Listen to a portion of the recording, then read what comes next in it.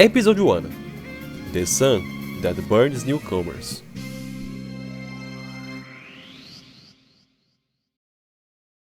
Let's go! I started with Idle mode just to check out the modifications. The first thing that I noticed was the story weren't changed. There aren't new characters as well, just the same as in the original game.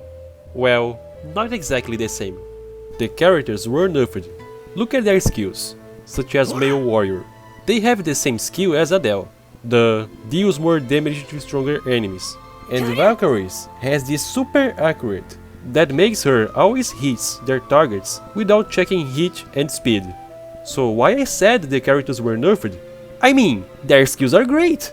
Check this out. These classes don't have any SP, so forget about using any specials. Even with orbs equipped and or being at high levels, they still don't get any point for SP. Their aptitude was changed as well.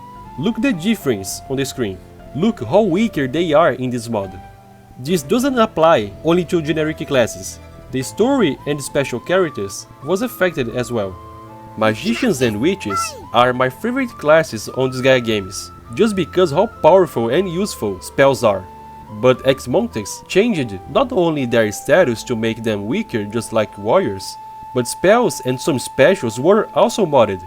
Fire Spell, the first level of the fighter magic, only gets 4 blocks of range, and it can only attack one enemy per use. The range never increases, and it's locked on only one target, so it's not that reliable. On level 15, Magicians unlocks Mega Fire, which hits 2 enemies diagonally. Giga Fire, at level 30, is always 3, and the range finally increases to 5. Omega is 5, and the range is 6. Good luck to get them. I will return later to talk how to get this and more spells. It's truly a mess. Witches doesn't learn any elemental spells, only star, so they are even more helpless. But why? I thought star spells were great. Rory today, magic neutral damage is very useful. And sure, star is great on the original games. On this mod, however, it only hits enemies close. Yes, that's the range. Star only attacks close and just one enemy per use. In a nutshell, magic-based classes aren't good at all here. Thieves are awful as well because of their horrible aptitude status, and they don't learn health. You know, the special that inflicts poison, it's gone on this game. Thanks to all these changes, it's not a good idea to rely on generic classes on this early game. They are weak and don't have enough stats to one-hit KO enemies, a thing that is necessary for you to get far in the game, more than ever. You don't believe me? Okay, so let's recruit Almas here just for demonstration. Almas is a DLC character that can be recruited at level 2, on the very beginning of the game. Bonus Gauge is no longer 20, is only 1 as well. That's important to mention. Since generic classes are so weak, it's just better to use the story and special characters instead. Getting DLC characters is crucial, and since Almas is only at level 2, this battle should be easy, right? No. Look, I can only use 4 characters per stage, not 10 like in the original game. Fighting Almas with 40 defense with level 1 characters wasn't a smart idea. I took so long to barely defeat him, and hey! What the hell? Dark Sun is here and he multiplied Almas? That's right! This mod is called Darker World because of that. All stages, with a few exceptions, has the Dark Sun, an exclusive mechanic to the Darker World stages. In the original game, Dark World is the alternative story mode meant to be more challenging, and there has the Dark Sun, an evil entity that gives effects for each map. Depending on the stage, the Dark Sun can heal your characters, modifying them, hitting them, giving status elements, the list goes on. These are the effects of this omnipresent Dark Sun. 1. A live felony Dark Bomb. Every 3-4 turns, the Dark Sun hits any characters with felonies, taking half of their HP.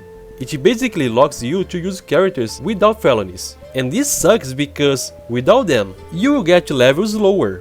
2. Enemy Unity Up. This effect is the worst one, by far.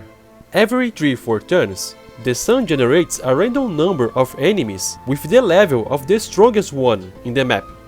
The clones are fully equipped and, by stand, stronger than any regular enemies on the stage. It can be good for you, since you can grind levels by killing them and filling up the bonus gauge. But, if the stage is big enough, and if their levels and stats are big enough to take your one-hit KO characters out, then chances are you're totally screwed. 3. Ally entire stage curse. Around turn 28, all your characters get cursed and will die in 4 turns. But that doesn't matter, because when these 4 turns pass, the final effect is activated. 4. Game over. On turn 32, it's game over. And no, you can't sacrifice characters to destroy the sun like in the original game. The Ascend option is just for decoration now. And, even if it was possible, I still only have 4 characters to use anyway. Reducing this very small and fragile party is not an option for this very early game at all. Back to the fight. With the effect of multiplying enemies, the Dark Sun summoned more 2 Almas. They are fully equipped.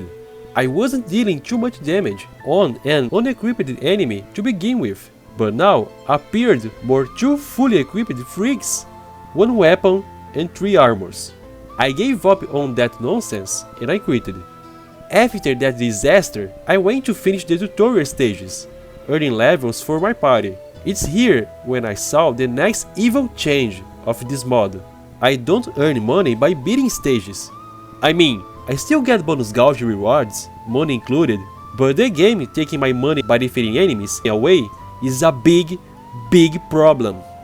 Broker Specialist doesn't make any difference on this case, if you are wondering about this possibility. Buying good equipment is not an option thanks to this economic crisis, and I didn't even mention the hospital fees yet. I even need to avoid using specials just to be able to pay my expenses, because it's expensive to cure SP. After I beat stage 1-2, I thought it would be a smart idea to lift and throw the Prince for bonus gauge farming, since I wasn't earning money from battles anyway. Lift, throw, and earning the rewards there until I have enough resources to continue. It was a perfect plan. If I get lucky, I can get ramen, pizza, or even cell phone. They are more expensive on this mod, so when I sell them, I earn 1000 HL for each, so it's a pretty big deal. But Xmontes saw that coming. He was prepared for this strategy. Every time you clear a stage, the enemies level up by 1. So I gave up on that since I knew I would want the stage for grinding later, or maybe to farm some emergency money for hospital healing. Believe me, money becomes insanely scarce later on. Then I checked out the Interworld. I just wanted to confirm that the Dark Sun was there too, and oh boy, look at this atrocity! Every floor has this personalized gatekeeper guarding their exit. They can't attack, and don't need to be defeated to pass stages. Thank God. But they can't be lifted when they are in the gate. And they are ridiculously strong. Look at its 200 aptitude. Look at its HP and defense. Interworld will be a nightmare itself, because I will need to get through these stages on the next episodes. I even tested Excel mode just to discover, like I said before, thieves can't learn poison, and other classes as well, such as Mothman. If you didn't watch my tutorial of getting overpowered in less than 5 hours, basically I was going to farm on Darkwood 1-4. But it's only possible because I can use thieves that can learn specials that inflicts poison and sleep status elements. But since poison is not available on the mod, this shortcut no longer exists. Then, I returned to radio mode, deeply worried about how I'd survive without my usual strategies. Or not. I have one last trick on my sleeve. I let Axel beat me in his boss fight to get the Axel ending and start a new cycle. My plan was to farm items and HL from the early stages every time I lose to Axel, and start a new cycle, repeating this for a long time in order to accumulate resources. But again, Xmontes was one step ahead. Every time you beat the game and start a new cycle, the enemies get stronger, a lot stronger. These are the tutorial enemies, by the way. Level 50! So yeah, I'm stuck playing this game fair and square. No cheats, no tricks, no shortcuts, just the good and old knowledge of Disgaea strategies, and painfully slow grinding. So let's recapitulate. I only have 4 characters to use. I'm stuck with weaker characters than the original game, spells, skills, and aptitude was nerfed. I don't earn money by beating stages, making me always begging for it on the bonus gauge reroutes, even making me not to use specials all the time since it's expensive to heal characters SP, avoiding using specials just to save money.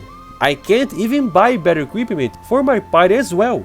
The Dark Sun exists in almost every stage, has effects that destroy characters with felonies, multiply enemies often, and it has a game over effect on the 32nd turn.